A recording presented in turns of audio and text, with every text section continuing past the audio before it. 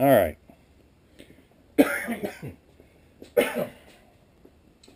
So what this is the 2 odd years of a CR500 fork leg. 89 and 90 seem to be the odd ducks. There's a lot of YouTube videos out there on how to take apart things like the dust cover and the fork oil seal itself. And I've looked in my manual, it's a Climber or Haynes, I'm not sure. It's good, but it covers everything and just a little bit on the 2 odd years, 89 and 90. And what I've seen from everything I've seen on the internet, a lot of good YouTubes and from a lot of great guys, these 2 odd ducks were strange. I couldn't understand the instructions, so I thought I'd do a video to show people about the 1989 and 90 CR500. There's a couple of things that I've used in the past to do fork seals, and I've done quite a few. Some people are going to cringe. Sorry, I use this a lot. It's the best way to rapidly spin on something that you're just hoping to get friction on to catch a couple of threads. I've never stripped anything and I've never broken anything, but I'm always careful about, in the reverse mode, you really don't care. It's going to spin something loose and work real well. In the forward mode, this particular impact has got 3 settings, and I've never used the high one. Start with the lowest one, spins kind of slow, and then I go to the second setting, it spins a lot faster, and that's usually where I can grab a couple of threads. And what I'm talking about, and you'll see this more later on, are usually the dampers or the catch bolts. I don't know what they're called, I don't care. They're on the bottom of the fork leg, because a lot of times, especially on older forks, there's nothing to grab onto. You just got to give it your best shot to break that loose. A lot of times what you can also do is put the fork under pressure. Put the spring on there, and you can break things loose with the impact as well. I did buy a couple of tools for this, and I don't necessarily know if it's worth it, because there was a guy on YouTube that made a really good tool out of an old seal. But one thing I did buy was this, whatever, 43 millimeter tool. It was like 68 bucks on eBay. But it's great, and you'll see me use it later on, for ramming down the fork seal. Clamps across, give it a couple of whacks, it's really cool. But a guy made one on the internet. He took one of the original fork seals when he took them off, cut a notch out, and put that around it. Then he used a hammer and a screwdriver, basically, and tapped on the old seal to press the new one in. What I noticed about these CR forks compared to the vintage stuff I've done is these go in a lot easier than the old stuff. And my old forks that I've done many times, you really kind of pound the crap out of it.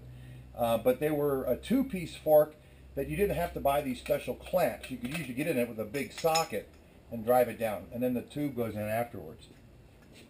But anyway, this is well made. I was impressed. 68 bucks. The other tool I bought, and I don't think I really needed it, but I bought a bunch of these fork seal bullet things. And these go over the end of the shaft, and you'll see this later on, into the tube, where there's a couple of rough spots where clamps go around it. And rather than damage the new seal, you put these over the end and you can slide the seal over it. There's YouTubes on this as well. I don't know if it was really worth it. I think I probably could have got by with a lot of care and some lube on it or something. But I bought them and they seem to work really good. So I'm going to go ahead and take this apart now. There's a couple of ways to do this. I've already done the first one, and I thought, well, it was kind of tricky putting it together, so I thought I'd do a YouTube on it.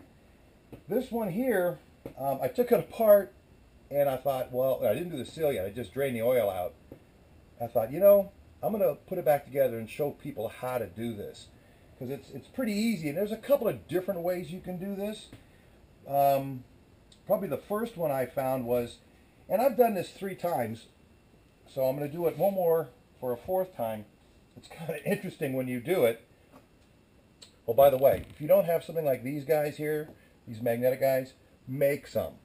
Before I found these, and I don't know where I got them, I was using anything from inner tubes to pieces of tire to, I think at one time I cut up my kid's Star Wars creature case because it had some good square edges and plastic. But I found these, and ever since then I've used them. And they work out really well. So remember what I told you about the impact gun. I've learned that putting it this way is good because it's going to drop everything down inside the tube. You'll see what I mean in a second. I'm just going to hit this real lightly. That's all it takes. and everything inside is dropped down. Once you've done that, you'll need a couple of 17s.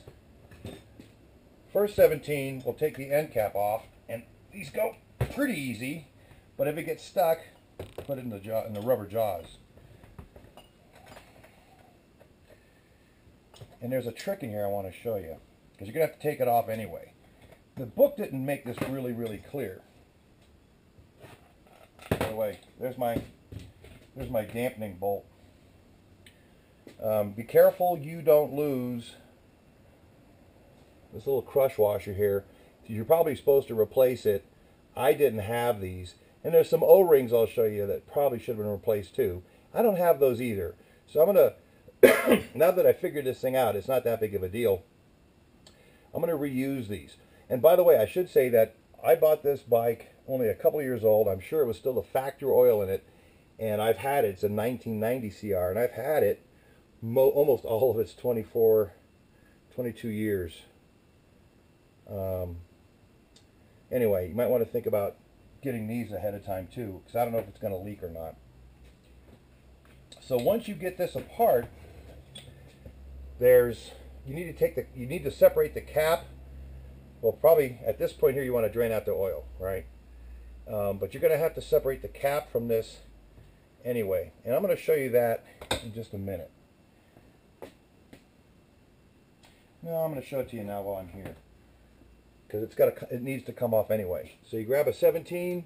There's a little catch here, and a 17 on this, and they come apart real easy. And that's the threaded rod. And the reason you're going to have to take this off later on, and I'll show you this, is because there's no damn way to get this rod down far enough into the tube to get it started again on the inside. You're totally screwed. And that's where I got screwed up on the instructions. It just wasn't clear on how to do this. Matter of fact, I spent a couple of days just looking so I didn't break anything. Okay, if somebody took it apart and put it together, I can do the same thing. So I figured it out. I'm going to show you that when I put it all back together. I'm going to probably jump ahead real quick and take the tube off and the dust cover.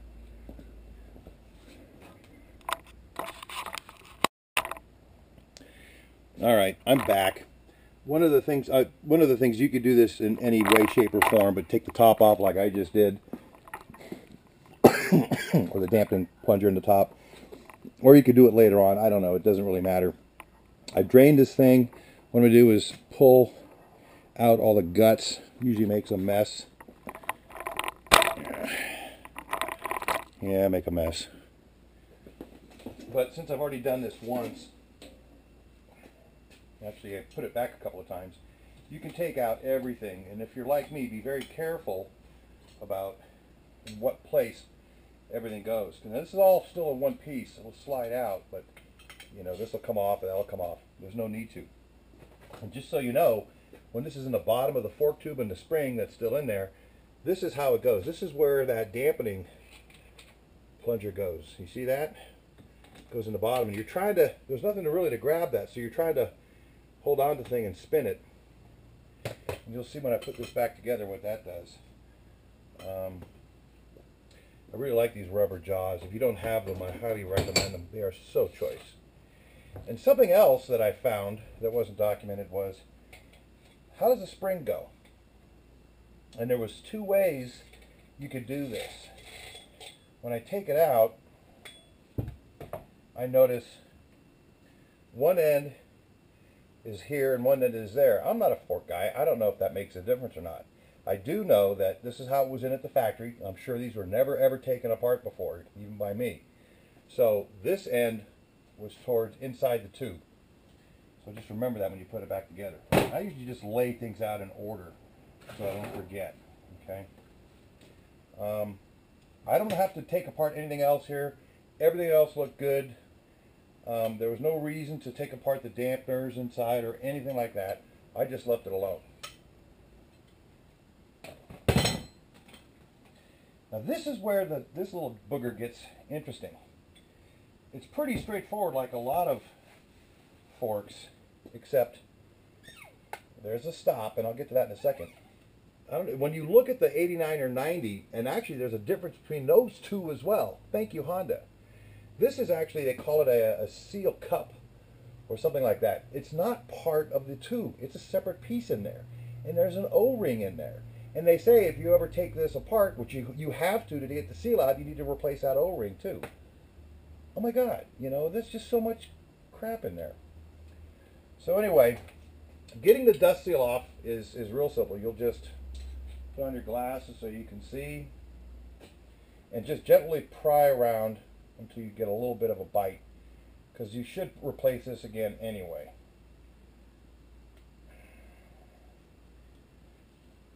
There we go. There's a lip. Once you get it propped up, then you can just work your way around it with a screwdriver. Okay, so once you get the dust seal off,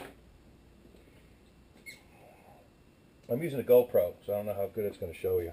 But right inside there, it's just a small clip. And it comes off real easy. I haven't taken this one apart this far yet, so not even a dust seal.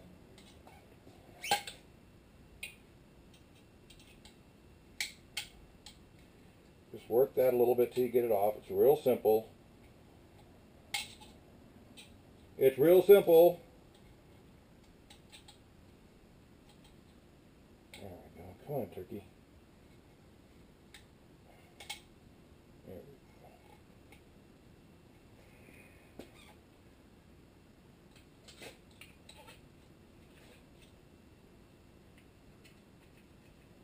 And I don't force a lot of stuff.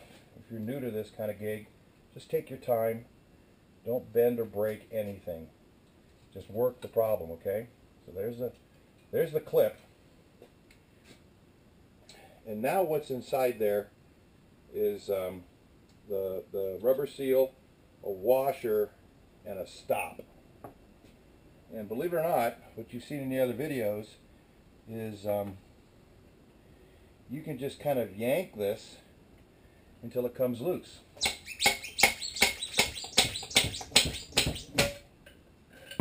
See that? That's what you do. Then there's other videos that did the same thing. So, making a mess. Anyway, believe it or not, that's all there is to it. You know, this one didn't come apart yet, but if you look on the 89 or 90s, it's actually two pieces. This piece here is just, it'll move in there and it'll come loose if I let it. But I'm going to try to keep it as pristine as I can, because down inside it is a washer. But it's two pieces. It's not one piece of aluminum. Can't believe they did that.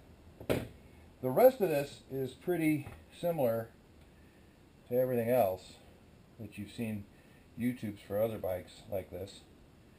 I'm looking for any wear, any damage. I'm not seeing a lot. You can see where it's machined. Right here is where the nice chrome piece ends, and they've machined it down in here.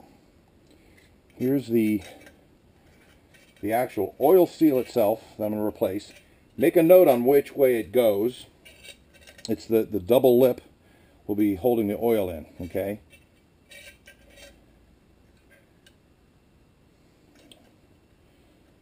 Okay.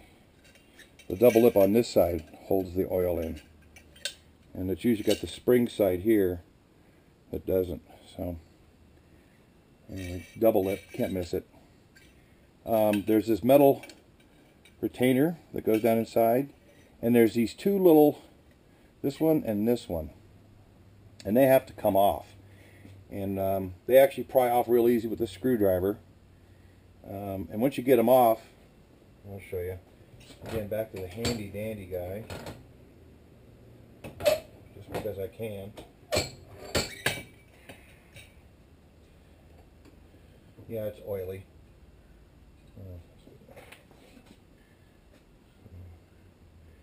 Just kind of open it up a little bit and pull it off. Remember, don't over force or over torque anything. See, I just did it just enough to kind of get it off. And again, the order they go in, but you can't miss the order. And that one just comes right off. So, big one, small one. big washer, the actual fork oil seal, because if some part stores will just say fork seal, and that's not what you need. Yep. Yeah, and if you look on these, a lot of forks are just this way, but it usually has a little metal spring inside the seal itself, and that always goes towards the air side. Don't forget that, and then of course the clip. The clip. And then the dust seal. You can't miss how the dust seal goes on. It just goes that one way. You know, you can't put it in backwards, okay? And that's that. I got lucky on this one because this two-piece cap didn't come apart. The one that's got the O-ring in it. And the manual I have, Hinge or Climber, it does show an O-ring in here. And I don't think it showed it for just the 89 or 90 years. But anyway, since this one didn't come loose, so it came loose on the other one when I was jarring it to get it out, I don't have to worry about it. But it actually goes back together the same way.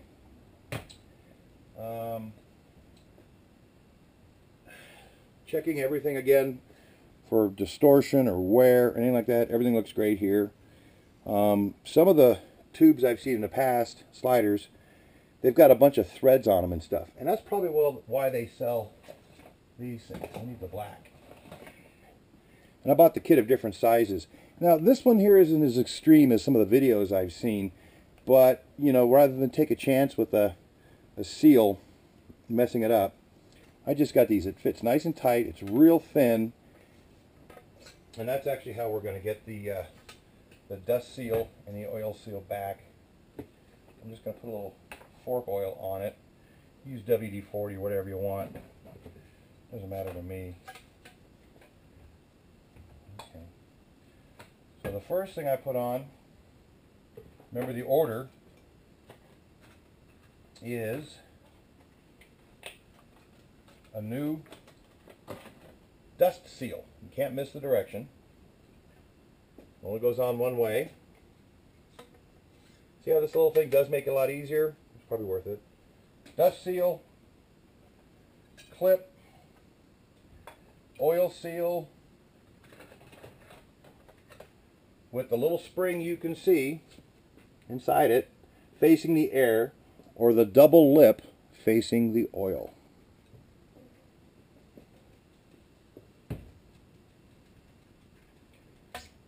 Boom, he's on. Okay, next up, I'm looking at the order I took them off. Big clip. Don't need him anymore. Little clip.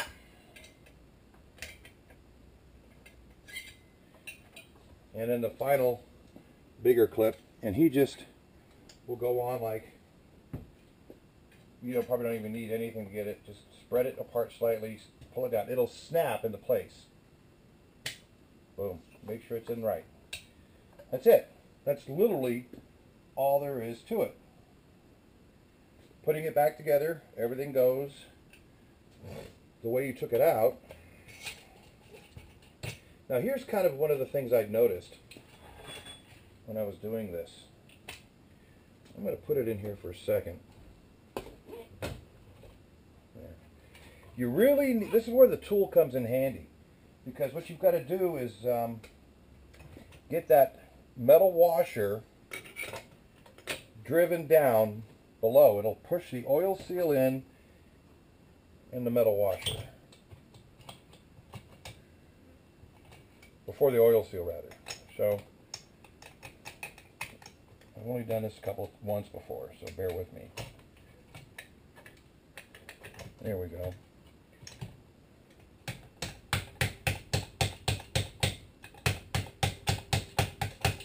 Boom, can't miss the sound. Very good. The other videos I've seen, the guys talk about this, and it's true. When you're pounding it down, you'll hear the tone change. It'll be soft, soft, soft, and then hard once you bottom it out and seat it. Okay. And that gives plenty of room for the oil seal to go in and next, and then the clip that holds it in too. So What's interesting about this is the one video, a guy shows notching out the oil seal, like I said earlier, and putting it in here and then hammering on top of the old seal to press the new one in. That's a great idea if you don't want to spend 68 bucks. But I'm kind of a tool guy, so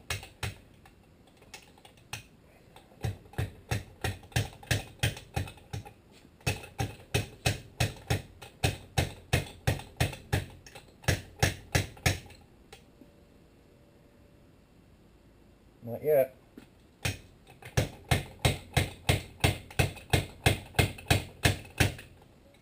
There it is.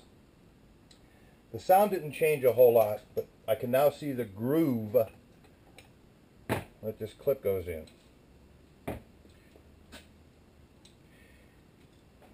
And you could use half of this or just a regular screwdriver. You can't miss it when it seats, and of course you want to make sure it's seated all the way in. You can eyeball it. And one of the things I do with these kind of clips is I try to move them a little bit and make sure they slide around in the groove. Perfect. Done. Next you put on the dust boot, dust seal, and that just goes in by friction. That's all it took. That's it. That's all there is to it. Except putting it back together. And there's a couple of ways to do this. The easy thing was, remember the spring direction.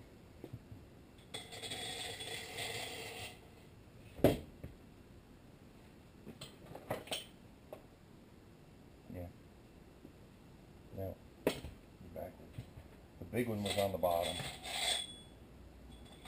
There.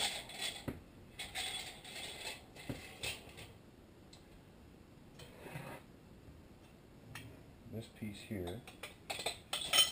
And there's a couple of things I wanted to show you that I found out. You want to make sure it gets all the way in. Okay, I'm bottomed out on the spring. And I'm doing that to make sure it centers up and lines itself up so I could get that son of a gun off, on. And I'll show you. Let me put this back in here.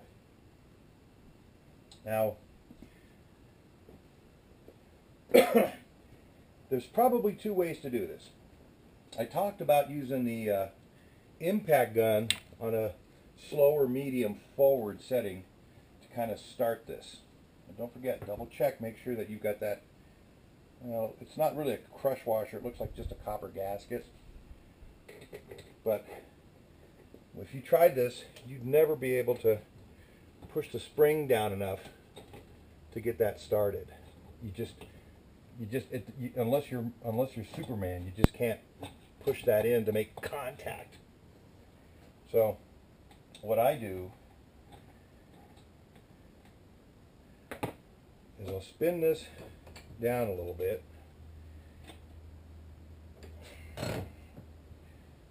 See how handy these rubber things are? They're great. Try to center it up. And this is why I took the cap off. The instructions never tell you this. They tell you to take it apart, but they don't tell you really when or where to put it back. If you have this off, you can't get enough room really to try to grab this. And you'll see what I mean in a minute.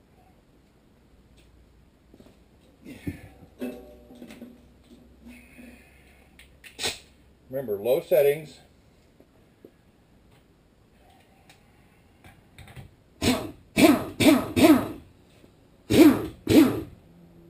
Now, boom, you hear it click? Boom, and I stopped. I got that son of a bitch.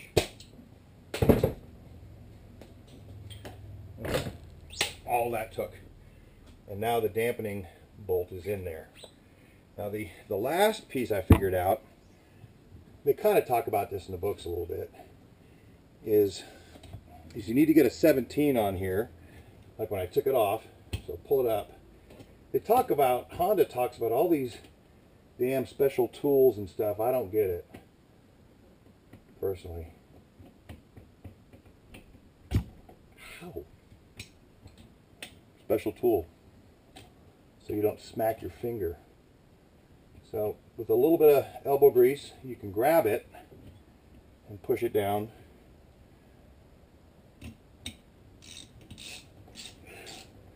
And tighten it up. Come on, ice cream.